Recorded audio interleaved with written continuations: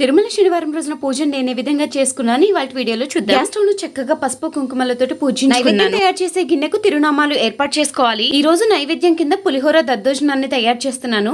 దానికోసం బియ్యాన్ని అయితే నానబెట్టేసుకుంటున్నాను. ఇక్కడ పులిహోరకు కూడా చింతపండును అయితే నానబెట్టేసుకుంటున్నా. గ్యాస్ మీద రైస్ పెట్టేసి తులసి దళాలు కోసుకునేసి రావడానికి తులసి దళాలు స్వామి వారికి దండగా తయారు చేయడానికి అష్టోత్తరాలు చదువుకోవడానికి దద్దోజనానికి పోపు అయితే సిద్ధం చేసుకునేసి దద్దోజనాన్ని అయితే ముందుగా కలిపేసుకున్నాను. చేసుకుంటూ స్వామి వారికి దండం తయారు చేసుకున్నాను. సంకష్ట చతుర్థి కదా, అందుకే ముందుగా వినాయకునికి పూజ చేసుకున్నాను, కట్టుకున్నాను.